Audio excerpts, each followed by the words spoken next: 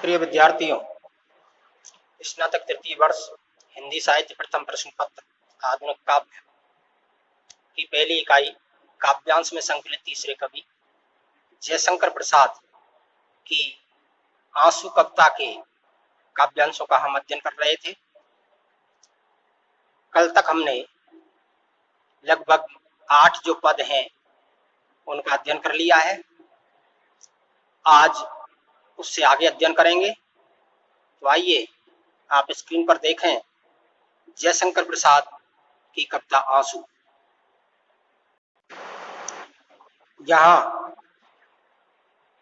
आज ये आगे वाला पद पढ़ने से पहले इससे पीछे जो कल प्रसंग चल रहा था उसके बारे में थोड़ी सी चर्चा कर लेते हैं, जिससे भावार्थ का तारतम्य बना रहे।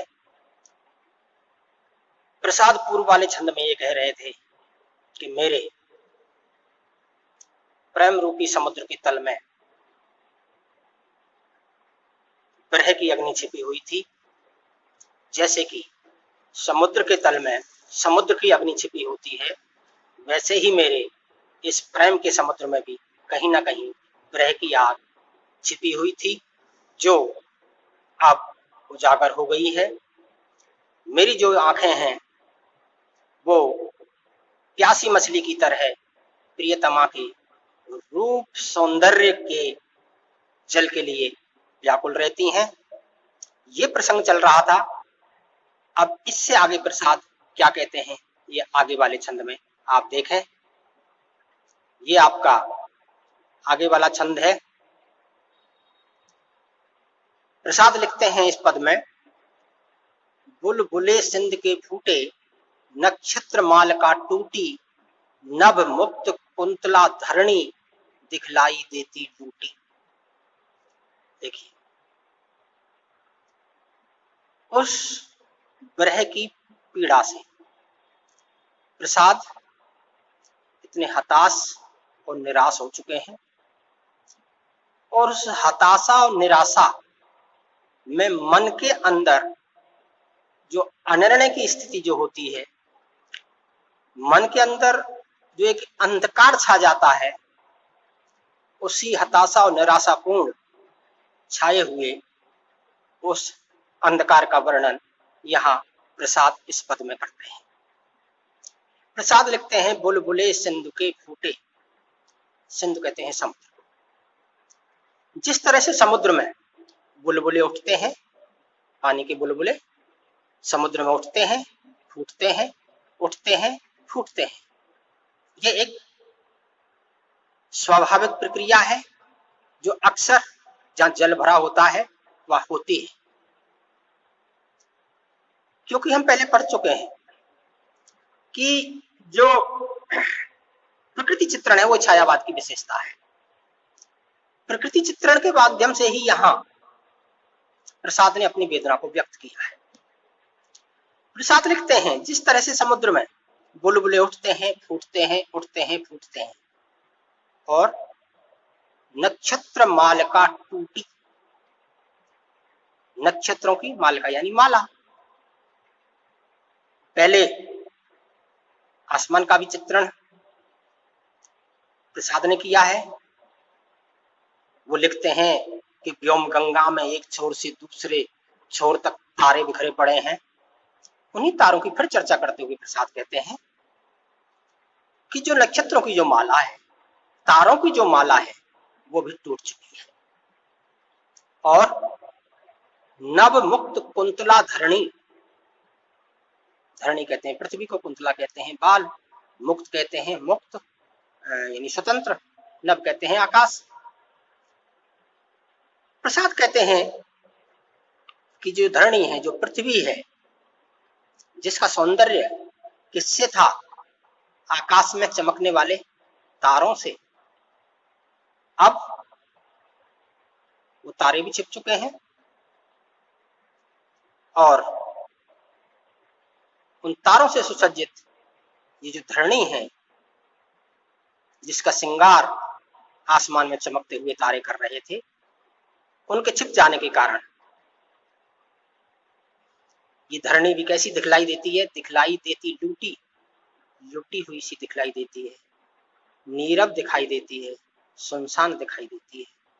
ये तो एक तरह से शाब्दिक अर्थ था, लेकिन प्रसाद कहना क्या चाहते हैं, प्रसाद का भाव क्या है ये कहने का? प्रकृति के माध्यम से वो जिस वेदना का चित्रण कर रहे हैं, जो विरह की वेदना है, जो बार बार हृदय को कचोट रही है। प्रसाद लिखते हैं, बुलबुले सिंधु के फूटे, जिस तरह से समुद्र में बुलबुले उठते हैं, फूटते हैं, उठते हैं, फूटते हैं, वैसे ही प्रसाद के प्रेमी हृदय में, पहले भी प्रणय सिंधु कहा है, प्रसाद के प्रेमी हृदय में अब बुलबुले या क्या है? मधुर स्मृतियां हैं संयोग के क्षणों की। याद तो आता है, प्रियतमा की याद तो आती है, उनका रूप याद आता है, उनके गुण याद आते हैं, लेकिन अवस्था विरह की है। इसलिए विरह ने सब कुछ खत्म कर दिया है, लेकिन फिर भी एक आशा है। वो आशा मधुर स्मृतियों की वजह से है, क्योंकि मधुर स्मृतियां बार बार उठती हैं, खत्म होती हैं, उठती हैं, खत्म होती हैं। तो उनको प्रसाद ने क्या कहा है? बुलबुले सिंध के फूटे, अब तो मेरे हृदय के अंदर जो मधुर स्मृतियां थीं, उनके बुलबुले भी फूट रहे हैं, खत्म हो चुके हैं। जैसे समुद्र में बुलबुले उठते हैं और फूटते हैं, वैसे ही मेरे इस प्रेमी हृदय में प्रियतमा की मधुर स्मृतियां आती हैं और जाती हैं। नक्षत्र माल का टूटी, और देखिए आसमान में जो तारे हैं वो अक्सर छिप जाते हैं, वैसी अवस्था में प्रसाद यहाँ कहते हैं कि जो नक्षत्रों की माला जिस तरह से आकाश में टूट रही है, वैसे ही मेरे प्रेमी हृदय में, अब यहाँ पर जो भाव क्या है, नक्षत्र मालिका का जो भाव है वो मधुर स्मृतियों से ही है कि नक्षत्र मालिका टूटी, जो प्रियतमा के संयोग के क्षणों में मधुर स्मृतियां कड़ी दर कड़ी जुड़ी हुई थी, एक माला गुथी हुई थी मधुर स्मृतियों की, अनेकों यादें एक माला का रूप ले चुकी थी हृदय में, वो नक्षत्र मालिका भी अब टूट चुकी है। और नव मुक्त कुंतला धरणी, अब तो ये जो पृथ्वी है ना, देखिए नव मुक्त कुंतला धरणी दिखलाई देती टूटी। जैसा कि अभी मैंने बताया आपको, जिस तरह से आसमान के जो तारे हैं उनके छिप जाने पर पृथ्वी पर भी अंधकार, नीरवता छा जाती है, वैसे ही जब आशाएं, जब मधुर स्मृतियां और जब संयोग के क्षणों के क्रियाकलाप टूटने लगते हैं, भूलने लगते हैं उनको, तो ऐसा लगता है कि जीवन में भी उस पृथ्वी की तरह अंधकार छा गया है, अब कुछ जीवन में शेष बचा नहीं है। इसलिए प्रसाद कहते हैं कि जिस तरह से नव मुक्त कुंतला धरणी दिखलाई देती लूटी, जैसे ये जो पृथ्वी है नभ आकाश में तारों से जो मुक्त, एक जो कुंतला शब्द आया है, कुंतल कहते हैं बाल। एक प्रकृति चित्रण में यह भी हो सकता है, प्रसाद ने धरणी का जो श्रृंगार है वो एक मुक्त का अर्थ मोती भी होता है। अक्सर हम तारों को मोती की भी संज्ञा देते हैं कि ऐसे चमक रहे हैं मोती जैसे। तो हो सकता है प्रसाद का कहने का तात्पर्य ये हो, इन मोती जैसे तारों को देख करके ऐसा लगता है कि ये पृथ्वी के जो बाल हैं, क्योंकि पृथ्वी नीचे है, आसमान ऊपर है, सिर हमारा ऊपर होता है, सिर पर बाल होते हैं, उन बालों का श्रृंगार किससे किया जाता है? मोतियों से। तो शायद ऐसा प्रसाद का कहने का मंतव्य रहा हो जो आसमान में चमकने वाले जो तारे हैं वो शायद पृथ्वी की केश राशि को सुसज्जित कर रहे हैं, लेकिन अब वो छिप गए हैं तो पृथ्वी भी लूटी हुई सी दिखाई दे रही है। एक तरह से यहाँ पर जो ये पंक्ति है, इसमें जो धरणी है, जो पृथ्वी है, उस पृथ्वी को एक स्त्री के रूप में यहाँ प्रसाद ने चित्रित किया है। लेकिन जब तारे छिप जाते हैं तो शायद उस पृथ्वी की नीरवता को लेकर के ही प्रसाद ने ये लिखा हो कि नभ मुक्त कुंतला धरणी दिखलाई देती लूटी, कि अब तो आसमान के तारों के छिप जाने पर ये जो पृथ्वी है ये लुटी हुई सी दिखाई देती है। ऐसा प्रसाद का कहने का भाव रहा हो।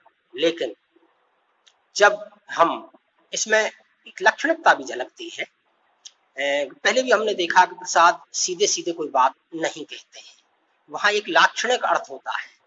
तो प्रसाद यहाँ ये कहना चाह रहे हैं कि मेरे हृदय में जो प्रेम की जो स्मृतियां थी, जो संयोग के जो क्षण थे, वो सब अब खत्म हो चुके हैं और मेरा जो प्रेम का जो संसार था वो संसार अब नीरवता लिए हुए है, उसमें सन्नाटा पसरा हुआ है, यानी अब चारों तरफ अंधकार ही अंधकार है।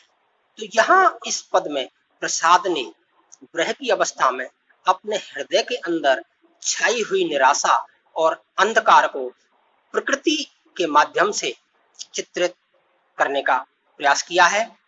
ये तो इसका भाव था। यहाँ प्रसाद इस तरह से प्रकृति के उपादानों के माध्यम से अपने जीवन में आई निराशा का चित्रण करते हैं। लेकिन बाद में यदि हम विशेष के रूप में देखें तो आप देखें यहाँ पर तत्सम शब्दावली युक्त जो भाषा का प्रयोग किया है, सिंधु है, नक्षत्र है, मालका है, नभ है, मुक्त है, कुंतला है, धरणी है, ये सारे तत्सम प्रधान शब्द हैं। और जब अलंकारों का जब हम निर्धारण करेंगे तो हम देखें यहाँ पर कि जो नभ मुक्त कुंतला धरणी, यहाँ पर ऐसा लगता है जैसे जो तारे हैं वो पृथ्वी की केश राशि को सुसज्जित करते हैं, जबकि धरणी को एक स्त्री के रूप में यहाँ पर चित्रित किया है और उनके बालों को सजाना तारों के द्वारा, मोतियों के द्वारा, तो इस पंक्ति में मानवीकरण दिखलाई देता है। तो इस तरह से हम विशेष में ये लिख सकते हैं कि इस तरह से प्रकृति चित्रण के माध्यम से प्रसाद ने अपनी निराशाजन्य मन स्थिति का यहाँ पर चित्रण किया है। और आगे वाले पद में देखें, आगे वाले पद में प्रसाद क्या कहते हैं। प्रसाद लिखते हैं, छिल छिल कर छाले फोड़े, मल मल कर मृदुल चरण से, धुल धुल कर बह रह जाते आंसू करुणा के कण से। देखिए, छिल छिल कर छाले फोड़े, छाले आप जानते हैं, इनको फपोले कहते हैं। अब यहाँ फोड़े शब्द है, फोड़े के यहाँ दो अर्थ हो सकते हैं, एक तो छालों को फोड़ना, दूसरा फोड़े जो फोड़ा फुंसी होते हैं, बड़ा जो फोड़ा होता है। छिल छिल कर छाले फोड़े, मल मल कर मृदुल चरण से। अब देखिए, छाले पड़ते हैं। अब यहाँ यदि बात चरण की आई है तो चरण में छाले पड़ते हैं तो हम चरण से नहीं फोड़ेंगे। देखते हुए ऐसा लग रहा है कि मल मल कर मृदुल चरण से, जैसे कि एक पैर को दूसरे पैर से रगड़ करके छालों को फोड़ा गया है, लेकिन ऐसा कभी व्यवहार में दिखाई नहीं देता है कि पैर के छालों को पैर से ही रगड़ के फोड़ा जाए। यदि छाले पड़ते हैं तो उनको बड़ी सहजता से हाथ से ही फोड़ा जाता है। लेकिन यहाँ पर प्रसाद लिखते हैं कि छिल छिल कर छाले फोड़े, मल मल कर मृदुल चरण से। कहने का क्या मतलब है, प्रसाद भाव क्या है। प्रसाद कहते हैं यहाँ कोई पैरों में छाले नहीं पड़े, कोई हाथों में छाले नहीं पड़े। प्रसाद के अंदर जो वेदना है, जिस वेदना ने प्रसाद के मन को प्रसाद के हृदय में घाव कर दिए हैं, उन घावों की चर्चा कर रहे हैं, उस वेदना की चर्चा कर रहे हैं, उस पीड़ा की चर्चा कर रहे हैं प्रसाद। वैसे भी सामान्यतः हम कह देते हैं किसी की बातों से जब हम आहत होते हैं कि मेरा हृदय छलनी हो गया है, मेरे सीने में कितने घाव हैं तुम्हें क्या पता। तो यहाँ वेदना में प्रसाद के हृदय में छाले पड़े हुए हैं, उस वेदना की पीड़ा को ही प्रसाद ने छाला कहा है। लेकिन छिल छिल कर छाले फोड़े, मल मल कर मृदुल चरण से। अब यहाँ मृदुल शब्द का प्रयोग लिया है। देखिए चरण के भी यहाँ दो अर्थ होते हैं। एक चरण का मतलब ये होता है पैर, दूसरा चरण का मतलब एक स्तर होता है, जैसे हम कहते हैं प्रथम चरण, द्वितीय चरण, तीसरा चरण। अब मृदुल जो शब्द जोड़ा है, इसलिए लगता है प्रसाद ने स्तर से ही ये बात की हो, मल मल कर मृदुल चरण से। मृदुल कहते हैं कोमल, स्तर यानी कोमल चरण। मृदुल चरण का भाव क्या है? मृदुल चरण का वो संयोग की अवस्था में आई हुई सुखद स्मृतियां हैं, क्योंकि जो सुखद स्मृतियां होती हैं वो कोमल होती हैं, वो मृदुल होती हैं, इसलिए। और एक के बाद एक, एक के बाद एक, एक के बाद एक, यानी चरणबद्ध तरीके से निरंतर जो वेदना के भाव क्या है, आप भाव समझे। जो वेदना के छाले हृदय में पड़े हुए हैं, जो वेदना की पीड़ा हृदय में है, उन वेदना की पीड़ा को कम करने के लिए किससे? मृदुल चरण से मलमल कर, यानी जो मधुर स्मृतियां हैं, संयोग के जो क्षण हैं, उनको याद कर करके वो जो वेदना के जो छाले हैं, उनको कम किया गया है, उनको फोड़ा गया है, इसलिए शायद प्रसाद ये बात कहते हैं। यहाँ मलमल करके भी देखिए, मलमल जो शब्द है उसके भी दो अर्थ है। मलमल, मल का मतलब मसलना भी होता है, तो छालों को तो मसल के ही फोड़ा जाता है, लेकिन जब सुखद स्मृतियों के और संयोग के क्षणों के छाले हो, उनको मल का मतलब यहाँ कहते हैं कि वो महसूस कर, यानी पछतावा करना। हम कहते हैं जैसे एक हम अलंकार में पढ़ते हैं, एक पंक्ति आती है कि लाल दुपट्टा मलमल का, कि दिल मेरा मलमल गया। यमक अलंकार का ही उदाहरण है। लाल दुपट्टा मलमल का, मलमल यानी रेशम, और दूसरे जो मलमल है उसका अर्थ क्या है? महसूस करके रह जाना। दुपट्टा पसंद आया लेकिन खरीदने की औकात नहीं, इसलिए मन महसूस करके रह गई, इसलिए दूसरे शब्द में आया है दिल मेरा मलमल गया, महसूस करके रह जाना। तो यहाँ पर यह अर्थ भी होता है कि जो वेदना के जो छाले हृदय में पड़े हुए हैं, वेदना की जो पीड़ा हृदय में पड़ी हुई है, मधुर स्मृतियों में उनको कम करने का प्रयास किया गया है, उनको फोड़ने का प्रयास किया गया है, अर्थात मन को समझाने का प्रयास किया गया है, अर्थात मन महसूस करके रह गया है। प्रसाद ये बात इन पंक्तियों में कहते हैं। और धुल धुल कर बह रह जाते आंसू करुणा के कण से।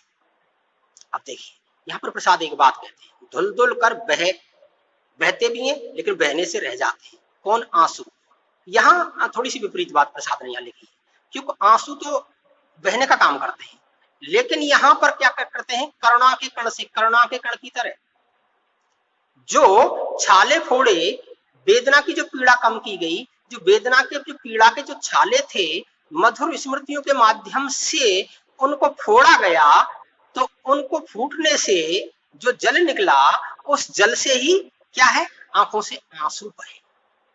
धुल धुल कर बह रह जाते आंसू करुणा के कण से। लेकिन हृदय तो कैसा है प्रसाद का?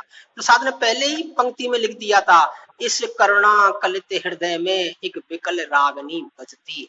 प्रसाद का हृदय तो करुणा से भरा हुआ है, लेकिन करुणा के कण से जो आंखों से जो आंसू बह रहे हैं, वो आंखों से बार बार करुणा के कारण आंखों से आंसू निकल रहे हैं, और वो बह करके भी रह जाते हैं।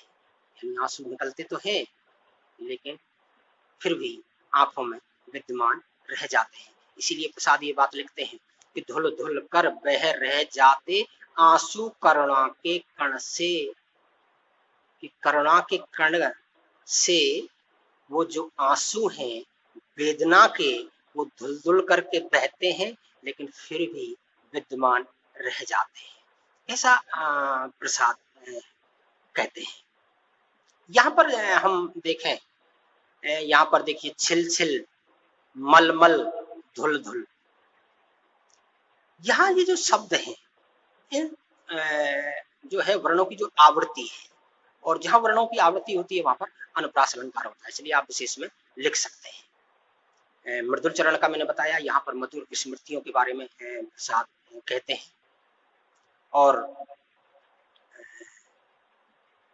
यहाँ पर जो प्रसाद ने एक थोड़ी सी विपरीत बात कही है कि आंसू जो हैं धुल धुल कर बह रह जाते आंसू करुणा के कण से, करुणा के कणों से आंसू धुल धुल करके बहते हैं, रुक जाते हैं, रह जाते हैं। तो जहां ऐसी अवस्था हो, जहां पर इस तरह से जो भावावेश में कभी बात कही गई हो, तो भावावेश में कही गई जो बात है वहां पर एक अलंकार और होता है जिसको दीप्सा अलंकार कहते हैं। इसलिए इन पंक्तियों में हम लिख सकते हैं यहाँ दीप्सा अलंकार का भी चित्रण हुआ है। इस तरह से प्रसाद यहाँ पर अपनी विरह वेदना को व्यक्त करते हैं। आज इतना ही, कल आगे पढ़ेंगे। धन्यवाद।